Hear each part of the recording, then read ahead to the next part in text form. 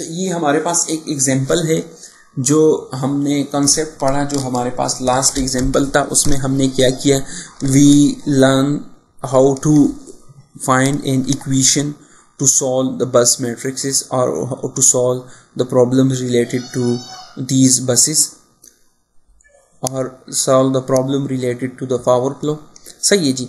यहाँ पे हमारे पास क्या है जी, इस एग्जाम्पल का आप अगर स्टेटमेंट पढ़ते हैं तो हमारे पास क्या है जी, सिंपल से हम शुरू करते हैं, we have a 2 bus power system, we have just 2 bus, the slack bus और the reference bus and the load bus. सही है जी, वी हैव जस्ट 2 बसेस। यहाँ पे आप उसको देख भी सकते हैं, the first one is the slack bus and similarly the second one is the load bus. सही है जी। And what is going here, यहाँ पे जो लाइन है, जो ट्रांसमिशन लाइन है, वहां पे कुछ इम्पिडेंस है।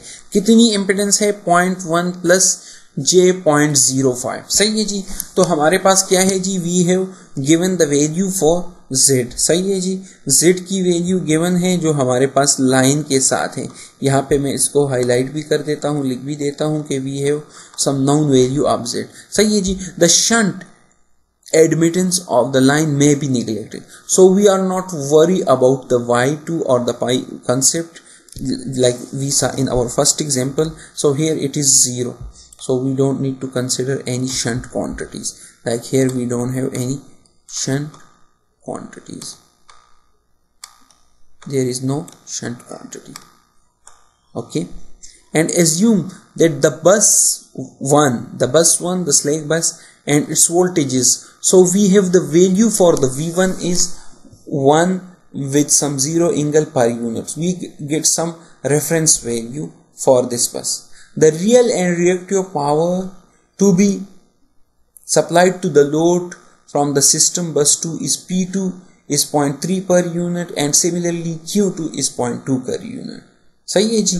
आपके पास कुछ वैल्यूज जो है वो आपको पर यूनिट में गिवन है। आपने क्या करना है, determine the voltage at each bus for the specified load condition. हमने क्या करना है, हमने जो है ईच बस पे जो है वो क्या करना है, वोल्टेज जो है वो कैलकुलेट करनी है। We have to calculate the value of V at each bus। सही है जी, विथ स्पेसिफाइड लोड कंडीशन। तो लोड कंडीशन ऑलरेडी गिवन है और हमने क्या करना है, हमने जो है V की value from where we are going to get the V values, we are going to get the values for V from our previous examples, the equation we derived in our previous examples. सही है जी। तो यहाँ पे हम क्या करते हैं, just make it simple, पहले हम क्या करते हैं, हम y की वैल्यू कैलकुलेट करते हैं। And y, what is y is equal to 1 by z। सही है जी, y is equal to 1 by z और 1 by this quantity, 1 by this quantity.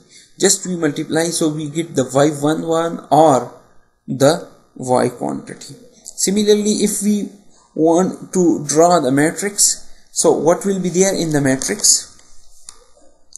We have only one impedance here. We have only one impedance here. So we between the 1 we write its real value, and similarly for the y12,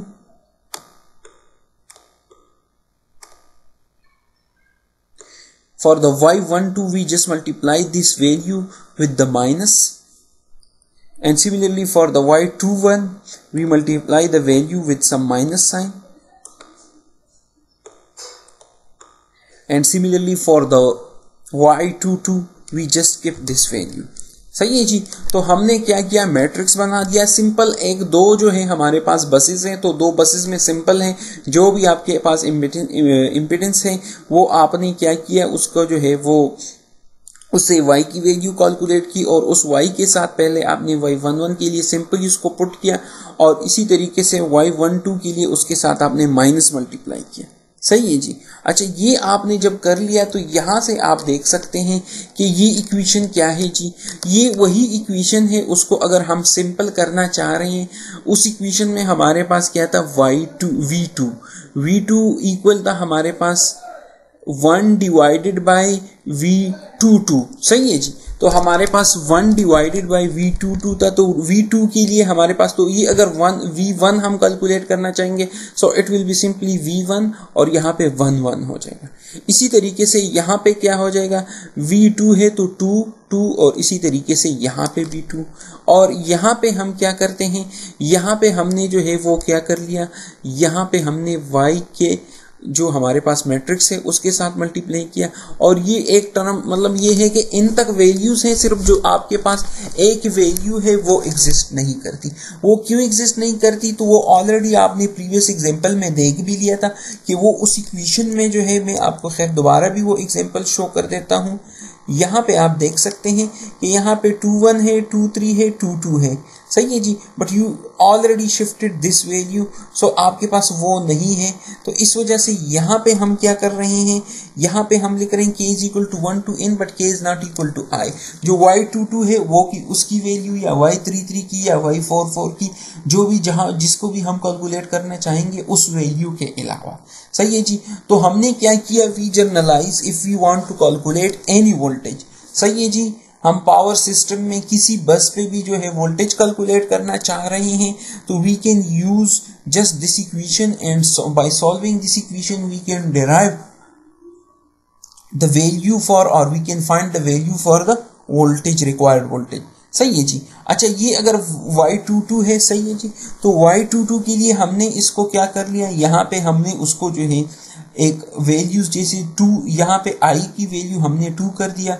इसी तरीके से i जो है वो भी 2 2 हुआ, ये भी 2 हुआ, ये भी 2 हुआ, यहाँ पे i जो है वो 2 है, k इज इक्वल टू 1 है, और इसी तरीके से आपके पास v2।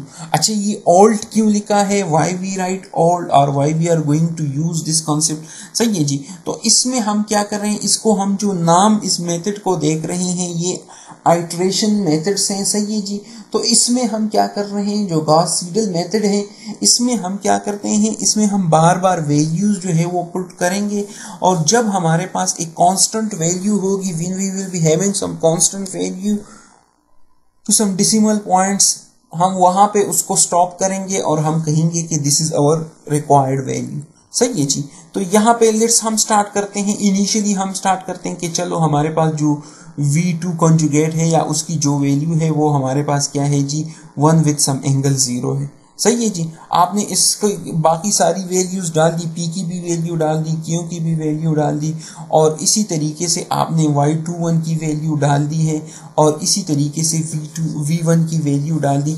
यहाँ से आपने कुछ वैल्यू कैलकुलेट की, वो वैल्यू कितनी की, वो आपके पास ये वैल्यू आई है 0.8797, सही जी। सारी नॉन क्वांटिटीज है, ये आपने एक इनिशियल कंडीशन के साथ क्वांटिटी जो है वो एज्यूम की 0.8797 विद सम एंगल -8.499। अच्छा, यहाँ तक आपको समझ आ गया है, तो चलो अभी हम थोड़ा सा आगे बढ़ते हैं, और अभी हम ये करते हैं कि अगर हम y22, सही है जी, तो y22 हम करेंगे तो यहाँ पे बाकी सारी यही वैल्यूज रह जाएंगी जो हमारे पास इस इक्वेशन में ऑलरेडी आ गई है यहाँ पे, सही है जी। सिंपली हम उसमें क्या कर रहे हैं, y22 में अभी ये जो हमारे पास वैल्यू थी,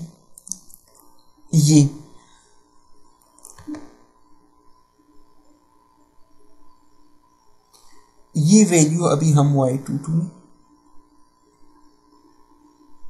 सही है जी, इस वैल्यू को हम क्या करेंगे, यहां पे हम इसको पुट कर देते हैं, सही है जी। अभी आपके पास कुछ वैल्यू जो आई है वो आपके पास कुछ इस तरह की वैल्यू आ गई है, सही है। इसी तरीके से आपने जो है अभी क्या किया, अभी आपने जो है वो इसमें जो है थर्ड आइट्रेशन की। थर्ड आइट्रेशन में अभी आपने ये किया कि ये जो वैल्यू आई ये आपने इस इक्वेशन में पुट कर दी, और इसी तरीके से आपने क्या किया, आपके पास कुछ नेक्स्ट कोई नई वैल्यू आई है, वो आपने फोर्थ जो है वो आइट्रेशन में उस वैल्यू को पुट किया, सही है जी। अच्छा, यहाँ पे आपने जो है वो फोर्थ आइट्रेशन में उस वैल्यू को पुट किया। अच्छा, इसके बाद आपने फिफ्थ आइट्रेशन किया। फिफ्थ आइट्रेशन में आपके पास जो है कुछ वैल्यू आई है, वो ये कुछ वैल्यू आई है, सही है जी। तो आप सिंपली क्या कर रहे हैं, आपके पास जो नई वैल्यू आ रही है वो आप इक्वेशन में पुट कर रहे हैं। यहां से आप देखते हैं कि आपके पास ऑलमोस्ट अभी कांस्टेंट एक वैल्यू आई है, सही है जी। 4 में 9 6 है और 9 9 है, एक ही तकरीबन ऑलमोस्ट कांस्टेंट वैल्यू आ गई है, सही है जी। यहाँ पे आप देख सकते हैं कि आप आइट्रेशन कर रहे हैं, यहाँ पे तो चेंज काफ़ी ज़्यादा है, 4 9 से 9 6 हुआ, लेकिन इसके बाद फिर क्या है, you have some constant value, सही है जी। तो आप आइट्रेशन जो है वो स्टॉप कर लेते हैं, सही है जी। आप जब आइट्रेशन स्टॉप कर देते हैं तो आपके पास क्या है जी, आप देखते हैं कि there is almost very less amount of change, सही है जी। ये देखें ना, आप चेंज देखें 8 4 8 3, यहां पे 8 थ्रू 2 0, यहां पे भी 8 3 1 5, ऑलमोस्ट आपके पास जो है वो कुछ सेम वैल्यू आ रही है, सही है जी। तो यहाँ पे हम क्या कर देते हैं, हम आइट्रेशन स्टॉप कर देते हैं, और जब आइट्रेशन स्टॉप कर देते हैं तो हम फिर ये भी है कि देखना है कि हमारे पास जो रिजल्ट्स हैं वो सही है या सही नहीं है। तो सिंपली अगर हम इससे जो है वो करते हैं, करंट जो है वो सिंपली कैलकुलेट करना चाह रहे हैं, तो हमारे पास V1 minus V2 by Z line आपने किया, और यहाँ से you calculated the value for the current, you have some value for the V2 and similarly you have some value for the V1 and you have some value for the Z, सही है जी। अच्छा, ये आपने कर लिया। आप power calculate करना चाह रहे हैं, तो आप पावर कैलकुलेट करेंगे तो सिंपली आप क्या करेंगे, मल्टीप्लाई कर देंगे, किन दो चीज़ों को मल्टीप्लाई कर देंगे, आप मल्टीप्लाई कर देंगे V को और I को, सही है जी। और I का आप क्या कंजुगेट ले लेंगे, यहाँ से आप इस कैलकुलेट करेंगे, सही है जी। This voltage is correct only for the assumed condition. Another amount of power supplied by the bus 2 will result into different voltage. सही है जी। ये जो सोल्यूशन है ये तो आपके पास इस कंडीशन में वैलिड है। अगर आपकी वैल्यूज जो है वो चेंज होगी तो तब आपको जो है फिर इनिशियल मेथड से जो है कुछ वैल्यू जो है वो इनिशियल उसको वैल्यू देनी होगी, और फिर बार बार आपने उसकी आइट्रेशन करनी होगी, सही है जी। तो ये हम यूजुअली हम कहाँ पे करते हैं, we use the computational techniques.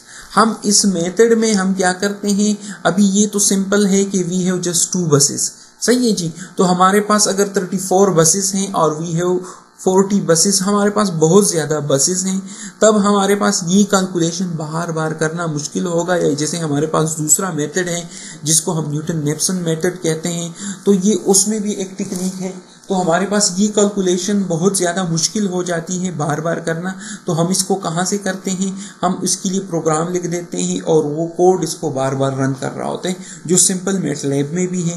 तो मैं आपके पास कुछ वीडियो भी शेयर करूँगा जिसमें आप देख भी सकेंगे कि यही काम आप जो बार बार आइट्रेशन है, you can just simply do it by writing some MATLAB code and defining that just do this equation और solve this equation from 1 to 5 times और फॉर 1 to m टाइम्स, सही है जी। तो ये हमारे पास कुछ बेसिक्स बातें हुई जो हमने लोड फ्लो स्टडी से मुतालिक जो है वो समझ लिए।